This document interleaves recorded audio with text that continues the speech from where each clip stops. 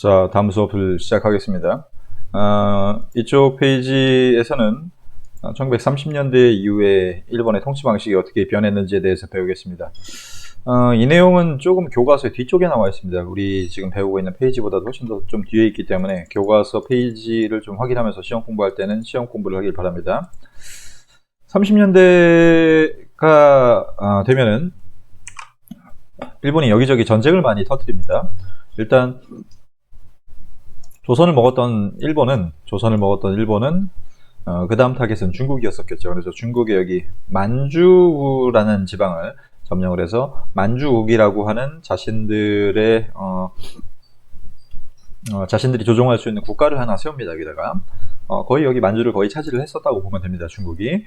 그리고 만주를 차지하고 그 다음 타겟은 당연히 중국 본토를 차지하는 거였었겠죠. 그래서 중일 전쟁을 6년 뒤에 벌이게 되고, 그 다음에 미국한테도 까부르면서 태평양 전쟁, 태평양에 있는 진주만 기지를 습격을 하게 되죠. 이걸로 인해서 이제 일본이 미국한테 원자폭탄으로 참교육을 당하죠. 자, 그래서 일본이 전쟁을 많이 하다 보니까는 이 전쟁 물자나 아니면 전쟁을 필요한 인력을 동원시키기 위해서 실시를 했었던 정책이 바로 민족 말살 정치, 민족 말살 통치라고 합니다. 이 민족 말살 통치는 우리 한국인을 다 죽여서 말살시키겠다라는 게 아니라 한국인들의 민족성을 일본인으로 바꿔서 얘네들을 전쟁에 다 내보내겠다라는 그런 정책이라고 생각을 하면 됩니다. 한국인들을 일본인으로 만들겠다, 그런 거야.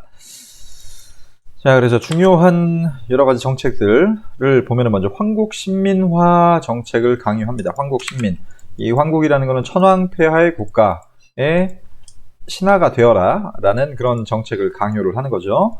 그래서 이런 것들은 중일 전쟁 이후 굉장히 심해지게 되는데, 당시 이 황국신민화 정책, 그러니까 한국인들을 완전히 일본의 신하로 만들어버리는 그런 정책이었었다라는 거죠. 이 정책의 대표적인 내용들이 뭐가 있는지 좀 보면은, 잠깐만. 대표적인 내용은 먼저 내선일체라고 합니다. 내선일체. 여기 보면은 두 아이가 같이 운동회에서 뛰고 있는데, 내는 일본을 의미하고 선은 조선을 의미하죠. 그래서 일본과 조선은 일치해야 된다라고 하는 그런 슬로건을 내겁니다. 그러면서 조선 사람들은 일본의 전쟁에 적극적으로 참여해야 된다라는 것을 강조를 하게 되죠.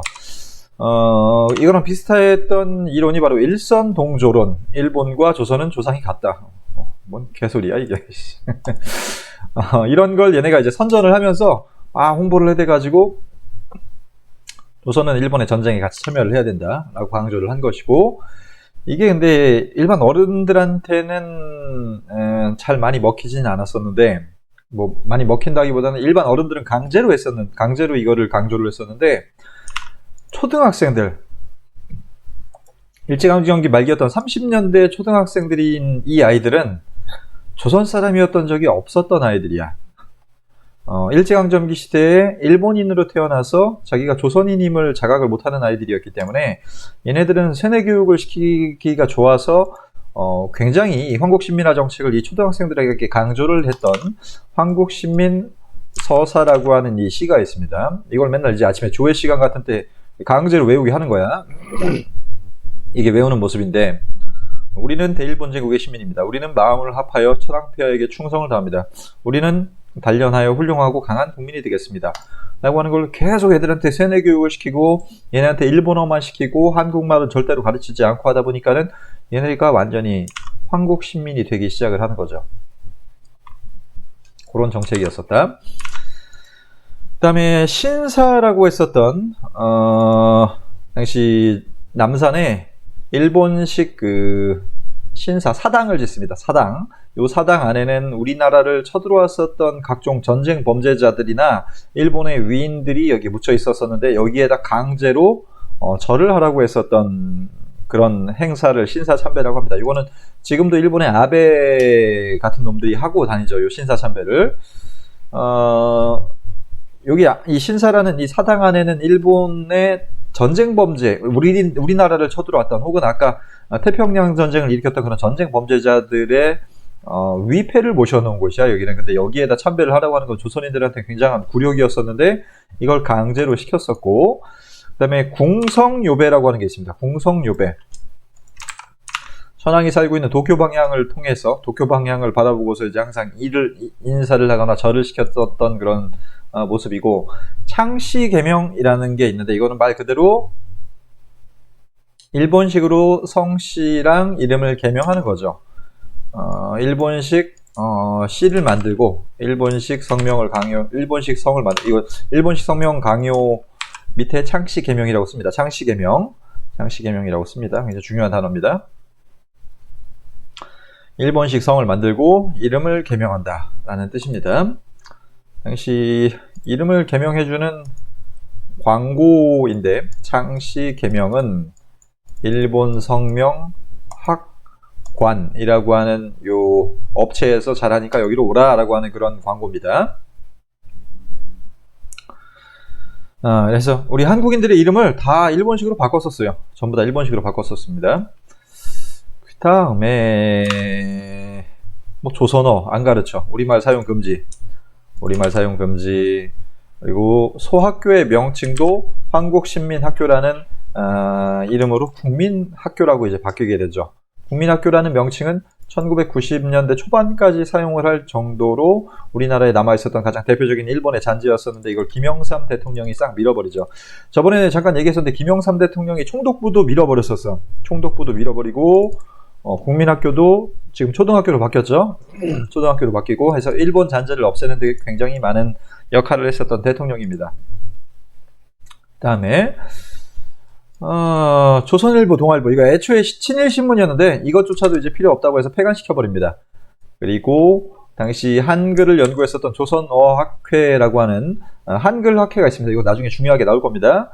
이 사람들을 치안유지법 위반으로 구속시킵니다. 별로 잘못한 것도 없고 그냥 한글을 연구했었던 사람인데, 일제강점기 시대 때 한글을 연구했다는 이유 하나만으로 잡아들여가지고 너네 왜 한글 사용해? 라고 하면서 너네는 반란을 일으키려고 했던 놈들이야 라고 이렇게 누명을 씌워서 고문하고 뭐 괴롭히고 해서 실제로 조선어학회 사건으로 잡혀갔었던 학자들이 굉장히 많이 다치고 한 2명 정도는 실제로 사망합니다. 이런 사건들이 있었고, 그 다음에 제일 골 때리는 게 이겁니다. 조선 사상범 예방구금령. 사상범 예방구금령. 조선을 독립시키려고 하는 사상을 가진 범죄자들, 그러니까 독립운동가들이죠. 이 독립운동가들은 예방구금이 뭐야? 예방구금? 이 독립운동을 할 것 같은 놈들은 미리 예방해서 체포할 수 있다는 거야. 특히 독립운동 할 것 같은데 하면 잡아가두는 거야. 그게 바로 조선 사상범 예방구금령이라고 할 수 있습니다. 이건 제일 골 때리는 법령이야, 이게. 예상되면은 그냥 잡아들이는 거야, 다 잡아들이는 거야. 그래서 별로 잘못한 사람들도 없는데, 별로 잘못한 것도 없는데 막 당시 잡혀가는 사람들이 많았었습니다.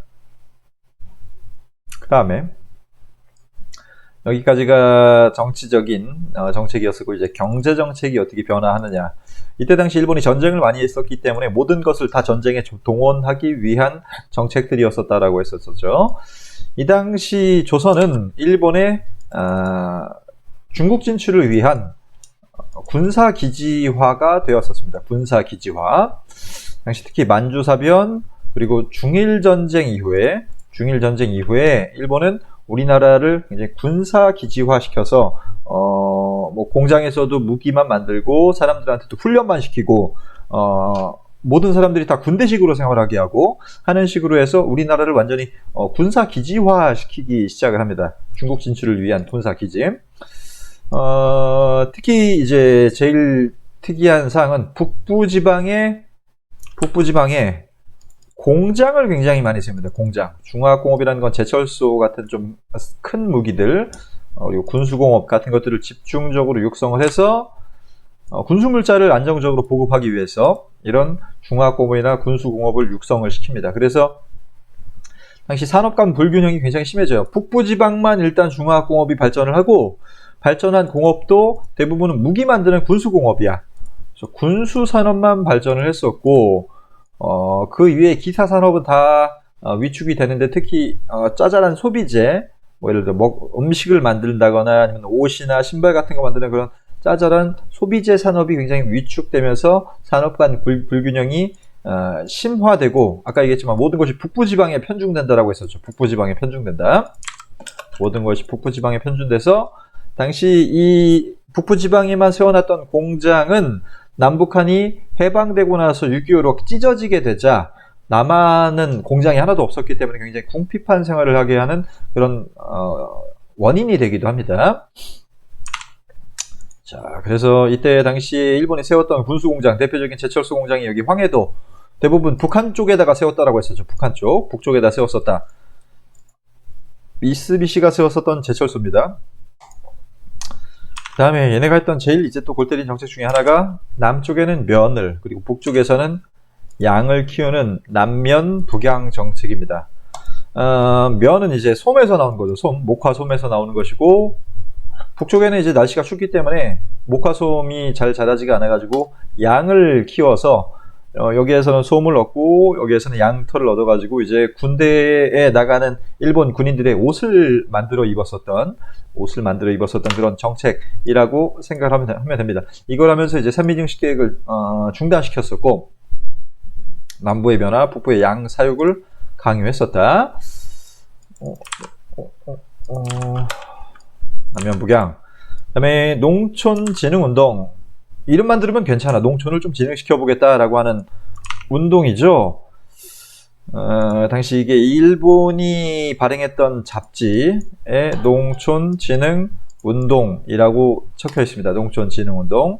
여기 그리고 보면은 조선총독부라고 적혀 있죠. 그래서 농촌진흥운동으로 이런 일들을 한다라고 홍보를 했었던 것인데, 이 당시 농촌진흥운동이 했었던 일들은 뭐냐면은 하나씩 좀 보면은 좀, 그러니까 말 그대로 농촌이 당시 너무 못 사니까는 이거를 진흥시키겠다는 거야. 이름만 들으면 굉장히 괜찮은 건데, 봐봐. 문맹퇴치, 여기 교육하는 거죠. 이거 가르칠 때 뭐만 가르쳤을까? 한글이 아니라 뭐만 가르칠까? 일본어만 가르칩니다. 합동결혼식, 모범부락. 이 모범부락이라는 건 말 그대로 일본말 잘 듣는 부락이지. 그 다음에 아침 청소, 나와가지고 아침에 청소해라. 부녀자들 나와서 일해라. 초가지붕이랑 아궁이 같은 좀 낙후된 시설을 개량해라 라고 하면서, 이 모든 활동들이 대부분 뭐냐면은, 니네가 지금 조선 농촌들이 못 사는 것은 니네가 무식하고, 니네가 부지런하지 않아서, 아침에 일어나지 않아서, 니네가 열심히 일하지 않아서, 니네가 미개하기 때문에 조선 농촌이 못 사는 것이기 때문에 열심히 이렇게 일어나서 배우고 청소하고 일하고 개량해서 일을 하라는 거예요. 일을. 조선이 못 사는 거는 니네 조선 놈들이 게을러서야 라고 계속 세뇌 교육을 시켜가지고 조선인들이 계속 이제 훨씬 더 조선인들의 노동력을 쥐어짜내서 조선 농촌의 좀 생산량을 늘리려고 했었던 정책입니다. 당연히 이때 늘어난 농촌의 생산량은 농민들에게 돌아가지 않고 거의 다 전쟁터로 흘러들어 전쟁터에 이제 뺏기게 됐다는 거죠. 일본 전쟁터에 다 동원이 되게 됩니다. 당시 일본이 우리나라의 모든 농촌과 도시의 물자와 자원을 수탈했던 법령을 국가총동원법이라고 합니다. 국가총동원법. 그래서 여기 농촌에서 농민들이 쌀을 만들어도 그걸 거의 다 전쟁터로 다 뺏어갔었단 얘기야. 참고로 이 농촌진흥운동이 문맹퇴치, 합동결혼식, 조기청소 이런 대부분의 내용들은 나중에 박정희가 진행을 했었던 새마을운동의 진행 방식과 거의 일치합니다. 박정희가 약간 친일파 군인이었었기 때문에 여기 이런 일본의 정책들을 굉장히 좀 많이 계승하는 그런 모습들을 나중에 보입니다. 자, 그 다음에 전시동원체제.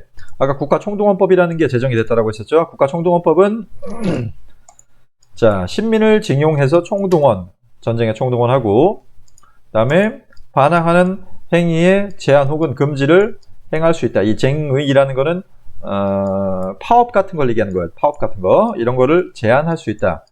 그 다음에 물자의 생산, 수리, 배급, 양도, 기타의 처분, 사용, 수비, 이동에 관하여 필요한 명령을 내릴 수 있다. 그러니까 물자에 대해서 필요한 명령, 우리가 다 가져갈 수 있다는 거야, 일본이. 그래서 중일전쟁 이후야, 대부분은. 중일전쟁 이후에 모든 것을 수탈하기 위해서 실시했던 제도가 국가총동원법인데, 이때 당시 지원병제, 이기는 하지만은 말 그대로 지원을 받는 병사이긴 하지만은 실제로는 대부분은 속여가지고 학생들을 지원병제로 속여서 강제로 전쟁터에 내보냈었던 그런 제도가 이제 학생들한테 사기쳐가지고 사인을 시키게 해서 전쟁터에 나가게 했었던 이런 제도를 지원병제 그리고 학도지원병제 같은 것들이 있었습니다. 그 다음에 징병제, 이거는 말 그대로 그냥 강제로 군인으로 데려갔었던 제도죠. 그래서 병력을 약탈해 갔었고, 그 다음에 노동력을 약탈해 가기 위해서 이런저런 명령이나 아니면은 단체 같은 것들을 많이 만드는데, 대표적인 것은 국민징용, 강제로 데려가는 거죠. 이거 영화에 나온 적 있죠. 하시마 섬이라는 곳에 사람들이 많이 끌려갔었고, 여기에서 정말 노예처럼 일을 했었던 당시 한국인들 남성들의 모습이죠. 보면은 피골이 상접해 있잖아. 거의 제대로 먹지도 못하고 어머니 보고 싶어, 배가 고파요, 집에 가고 싶다, 뭐 이런 낙서 같은 것이 쓰여져 있는 당시 징용 현장의 모습이 보입니다. 징용은 여기 군함도에만 간 게 아니라 일본 전국 각지에 사람들이 끌려갔었어요. 그리고 이 사람들은 월급을 빵빵하게 줄 거라고 하는 그런 사기에 속아가지고 자기가 직장에 취직하는 줄 알고서 여기 온 사람들이 대부분인데, 이 사람들은 여기서 일하면서 월급 하나도 받지 못하고서 이제 여기서 일을 합니다. 이게 대표적인 회사가 미쓰비시라고 했었죠. 미쓰비시 그 새끼들이 이 사람들 데려가서 일 시켜놓고서 월급을 아직까지 안 주고 있어. 아직까지 안 주고 있고, 그래가지고 그것 때문에 우리나라와 일본의 한일 관계가 최근에 굉장히 많이 악화됐었죠. 그다음에 여자 정신 근로령이라고 하는 명령, 단체가 여자 정신 근로대 혹은 여자 정신대 뭐 그런 식으로 부르는데, 여자들을 데려가서 일 시켰던 제도입니다. 일 시켰던 그런 명령이고, 이때 여성들을 데려가서 일만 시켰던 게 아니라 성폭행도 했었어요. 그래가지고 아직까지도 그런 고통에 시달리는 이 여자들은 위안부는 아니야. 취직하러 갔었던 여자들인데 일본 애들이 데려가서 이런저런 몹쓸 짓들을 많이 했었습니다. 그 다음에 근로보국대, 이것도 마찬가지입니다. 근로보국대도 전국의 각 지역, 뭐 예를 들어서 마산보국대 혹은 연령마다도 보국대라고 하는 게 있어요. 보국이라는 건 말 그대로 일본국을 보호하는 그런 단체라는 뜻이야. 그래서 일본국을 보호하기 위한 이런 단체들을 만들어가지고 일을 시키는 그런 제도가 있었는데, 지역마다 만들고 연령마다 만들고 또 혹은 남성, 여성마다 만들고 해서 엄청나게 수많은 보국대라고 하는 게 있었습니다. 보국대. 이 보국대에 우리 한국인들이 다 동원돼가지고 엄청나게 노동력을 착취당했었고, 제일 이제 처참했었던 것은 바로 위안부죠. 위안부.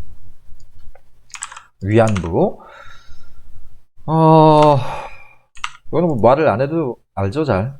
말을 안 해도 알지만 이 영상은 봅시다 한번. 처음 보는 영상일 겁니다. 이거 보여줘도 괜찮겠지? 컬러로 복원했던 위안부들의 영상이고, 지금 일본군들하고 얘기를 하는 영상인데 여자들 표정이 막 좋지는 않죠. 되게 힘들어 보이고 피곤해 보이고. 일본 애들은 뭔가 신났는데 여자애들은 질질 끌려다니는 그런 모습이지. 그리고 이 여자는 엄청나게 상처를 입었죠. 맞은 거겠지. 이 여자는 어딘가 끌려가는 느낌이고, 일본 애들은 신났고, 이것들은. 봐봐, 지금 어우.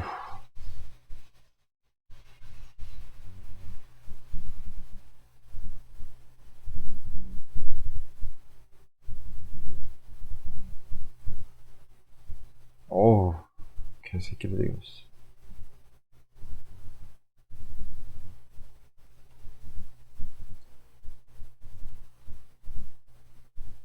야봐, 일본 애들은 신났잖아. 이 여자는 왜 신났지? 어쨌든 이런 식으로 이제 우리 모든 각종 인력들을 데려갔었고,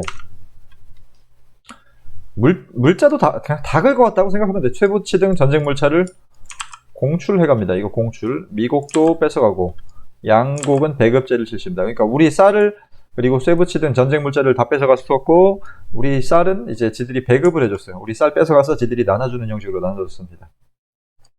국민정신 총동원 운동이라고 하는, 국민의 정신을 전쟁에 총동원하자. 라고 해서 지원병. 근데 말 그대로 말은 지원병이지만은 대부분은 사기쳐가지고 그 병사들 훌려갔던 거죠. 국방헌금, 일본을 위한 헌금을 내거나 일본식 성명, 아까 그 창씨 개명을 강요하는 등. 그다음에 반상회, 요즘에도 아파트 반상회 같은 거에 아직까지도 있기는 한데, 반상회라는 걸 전국적으로 조직을 해서 각 동네마다 일장기를 개항하거나 신사참배하거나 애국 저금 등을 강요를 해서 일본의 전쟁에 동원을 했었던 그런 시스템이었다고 보면 됩니다. 여기까지가 1930년대부터 해방되는 1945년 말까지의 내용이고, 이게 공출하는 모습입니다. 우리 여기 쇠그릇, 노그릇 같은 거 다 뺏어가는 거야.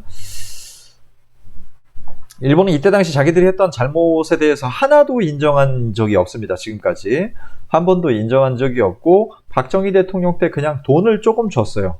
돈을 조금 줬을 뿐인데, 일본은 그때 박정희한테 준 돈 그거 니네 받았었잖아. 그걸로 이제 일본은 지금 끝내려고 하는 건데, 한국의 피해자들에 대한 개인적인 어떤 보상을 해준 적이 한 번도 없습니다. 아까 얘기했던 징용으로 끌려갔었던 사람들, 이 사람들 월급도 아직 안 줬었고, 위안부는 이 존재를 인정조차 하지 않았었고, 그래서 굉장히 한국에서 이런저런 반발이나 아니면 시위나 그런 것들이 아직까지도 100년이 지난 아직까지도 일어나고 있고, 이게 바로 우리가 역사를 배우는 이유입니다.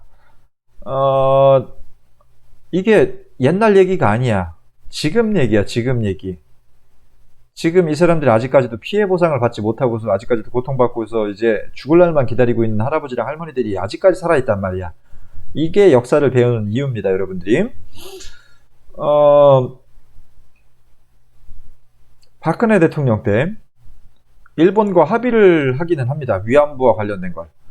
합의를 하긴 하는데, 이것도 박정희랑 비슷해. 돈 100억을 받고서 위안부 문제를 이제 완전히 해결된 것으로 끝내버리자라고 일본하고 합의를 해버려요. 돈 몇 푼 받고서. 일본은 뭐 잘못했다 미안하다 그런 사과 한마디도 안 했어. 사과 한마디도 안 하고 그냥 돈 몇 푼 받고 너네 떨어지라는 그런 식의 합의를 해서 문재인 대통령이 되고 나서 이 합의를 그냥 엎어버렸어요.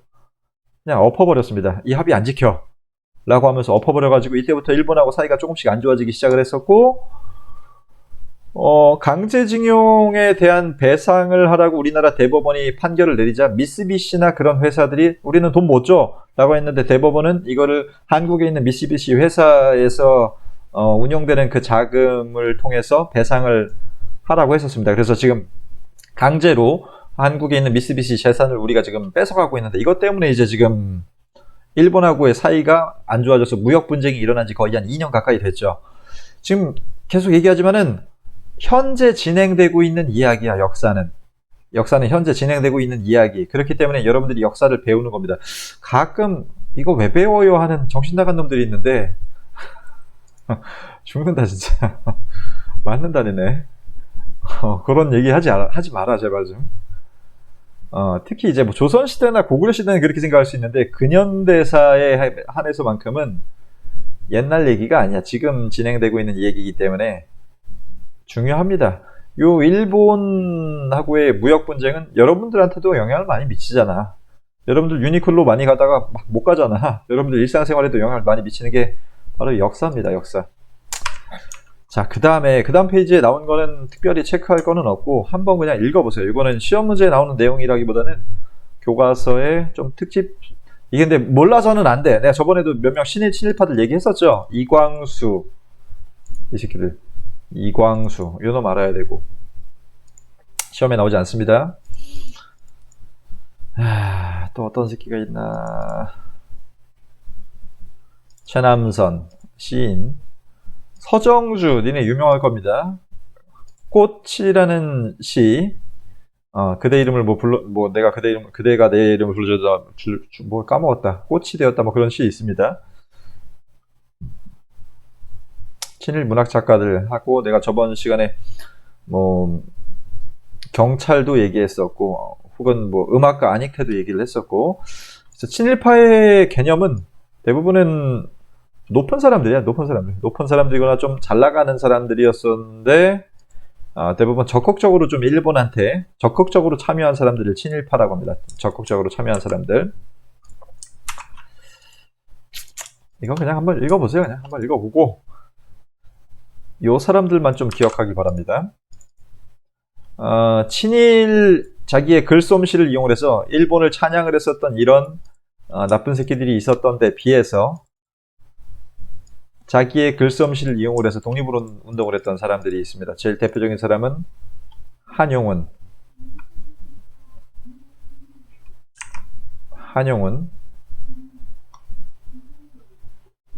스님이죠. 님의 침묵이라는 시를 지었던 스님인데, 이 사람은 이광수가 친구였는데 그 소식을 듣고서 그들은 개 같은 놈들이 아니라 개만도 못한 놈들이더라.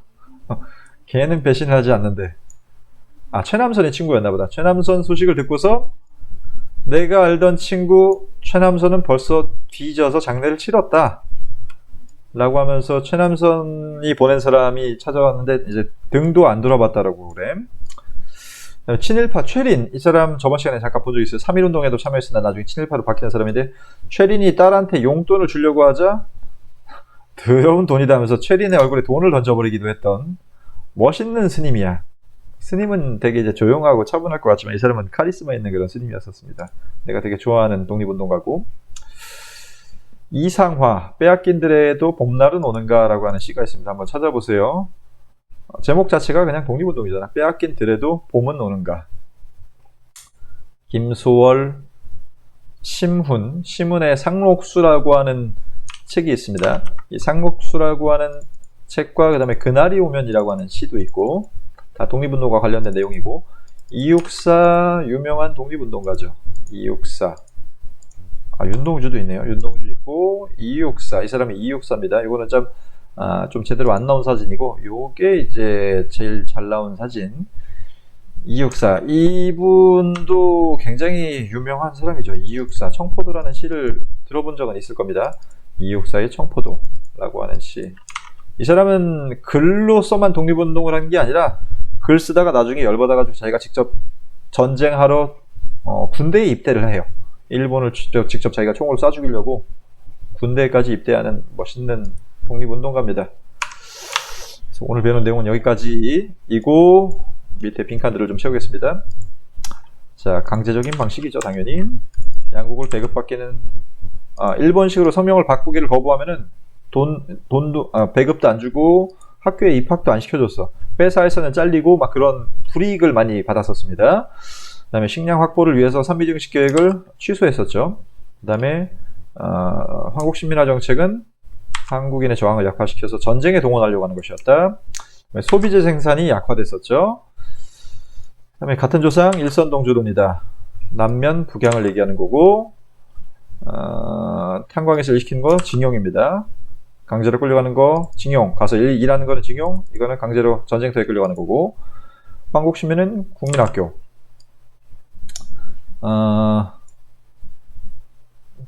감옥에서 나온 독립운동가도 쟤는 예방시키는 차원에서 구금시킬 수 있다라고 했던 법, 조선사상법 예방구금령, 군수물자를 공급하려고 했던 병참기지와, 그다음에 강제로 수탈하는 총동원법, 그 다음에 전쟁과 물자를 강제로 공출해 갔었다. 이번 시간 여기까지 하겠습니다.